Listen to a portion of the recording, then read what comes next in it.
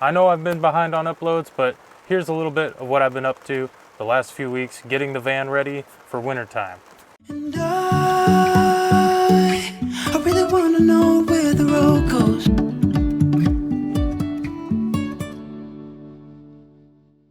So a few weeks ago, I placed a huge order on Amazon, and it was full of stuff that was going to help me get the van ready for this fall and winter time with the rain and the snow and the cold. The first and most important thing I needed to address though was this roof. So not only was the roof a little bit dingy and tired looking, but I noticed the first time it rained that some moisture was coming in and getting up into some old screw holes that you could see running down the sides of the roof. So the roofs on these high top vans are held on with hundreds of sheet metal screws all the way around the perimeter, and then they have a piece of rubber trim that goes around it to hide the screws.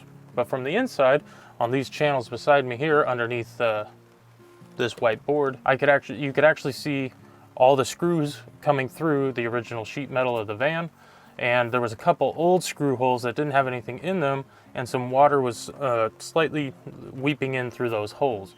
So in an effort to seal all of those up, I ended up removing all the screws from around this roof, removing the little aluminum trim pieces, all the screws, filling in all the holes with some auto body filler and some seam sealer, and just kind of trying to do my best to reseal this patch. I actually wire wheeled old sealant and nasty silicone and stuff that had been laid around here and started over from scratch. After filling all those holes, re-seam sealing the edge around the perimeter of the roof, and fixing a particularly bad leak in this back right corner, I decided to get the van prepped and ready to bedline the whole roof.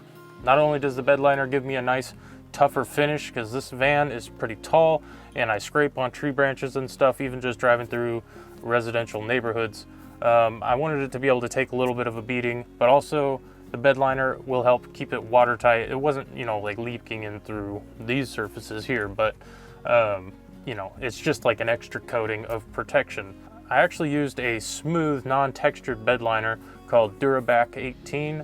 I got it in gloss white because the roof I thought was originally white turned out to have white paint over what was a matching blue high top. I did all the prep work. You gotta clean it, brush it with like detergent, rinse it, let it dry, wipe it down with paint thinner, and then roll this bed liner on.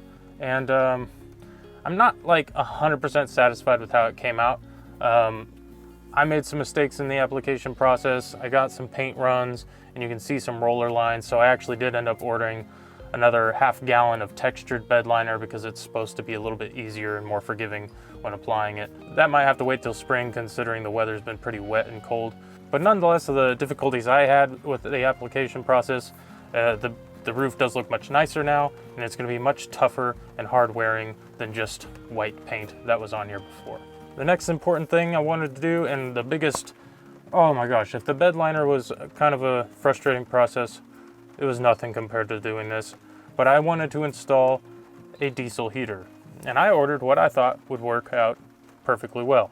Long story short, it worked out, but could have been a lot easier. So I ordered one of those super popular now Chinese diesel heaters, but I got the all-in-one unit because I thought it was going to work really well in this spot I found in the floor where there was a old battery box that was no longer being used.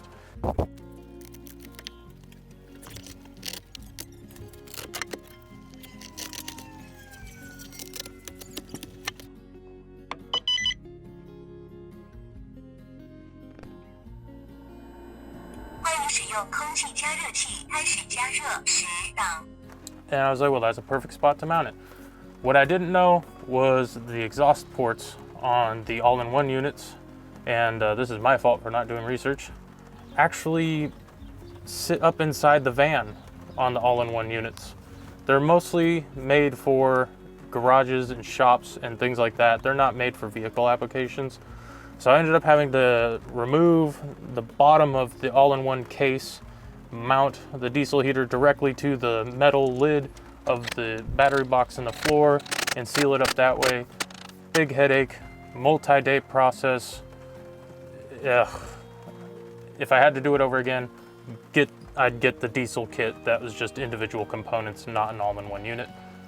But I made it work. It works now. It's warm and it's awesome.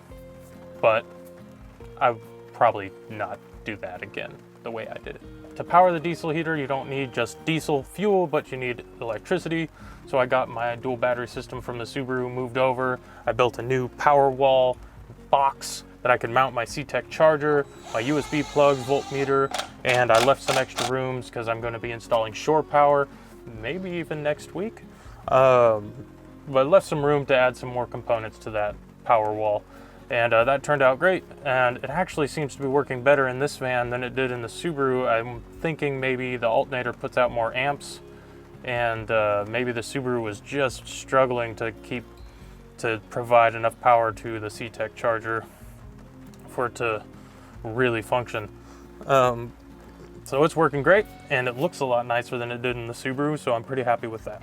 Also, on a whim, I was thinking that if I'm going to be driving over the mountain passes frequently, which I will be, maybe some winter tires would help. You know, I'm coming from a Subaru with a lift and nice all-terrain snow-rated tires, and probably the best all-wheel drive system you can get in a vehicle, to a old big van that's rear-wheel drive with an open rear diff and no ABS and no nothing.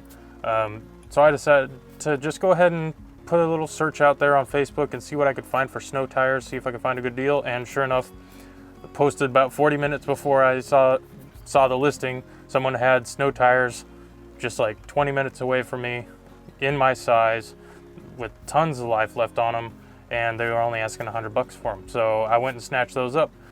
Now normally I don't like studded tires. I know they're damaging to the roads and things, but considering this big old van has basically no safety features as far as traction goes, I decided that it was worth it to me at this point to just be as safe as I can. If you saw my first kind of walk through of the van, you might remember that on this side over here there was some interesting wiring going on with a lot of chopped up household extension cords and wire nuts and a lot of electrical tape, and it was unsightly, and I just couldn't stand. I can't stand it. I couldn't stand it. It was mostly because it was unsightly, but like I like wiring things properly. I know like extension cords are cheap and plentiful, but I just don't like it, and I don't like wire nuts in cars. Anyway, I went through with my multimeter, clamp meter, started testing everything to find out what wires went to where, and basically got it isolated to where I figured out what wires went to the reading lights, this dome light above me. There's reading lights up there in the cab area, I guess you would call it, and the rest was pretty much unnecessary for me. There's like cigarette lighter plugs wired into the extension cords, and they all tied up into the van's starting battery, and I don't want that anyway. I got my dual battery system for a reason. So I traced out all those things I wanted to keep, the lights and things like that, cut them off, pulled the extension cords down through the body, back out, and threw them in the trash. And I'll be wiring these lights and everything down to the power wall through a fuse box and everything. And that's a project that I can keep working on over some more time. And the last thing after that technical stuff was to just try and make things that feel a little bit more comfortable. I made these simple covers here for the gap in the channel where the screw heads or the screws were all showing, and the wires and things like that. That was kind of ugly. I didn't like it, so I just went to Lowe's, found these 1x4s that were already primed to white, and just cut them to make them fit here, and dropped one on either side of me just to hide that ugly gap. The last thing I really want to do is figure out a way to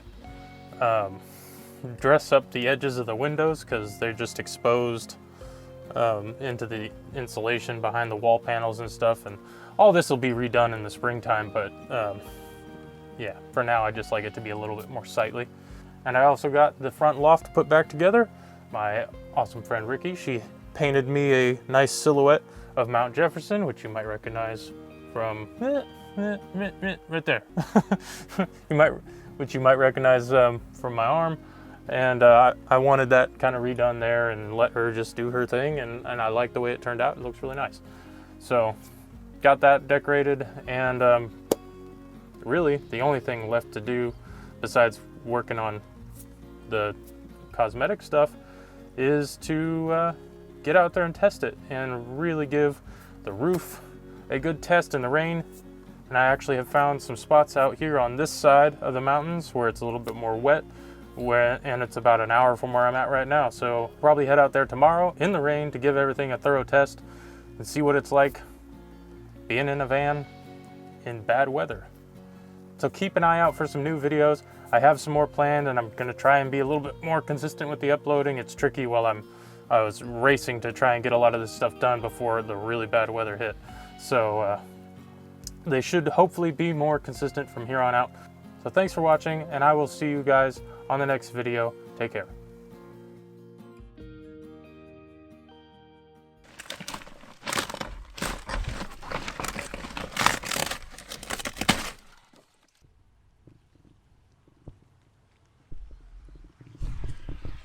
Somewhere up there, it's leaking into this corner under the roof seal.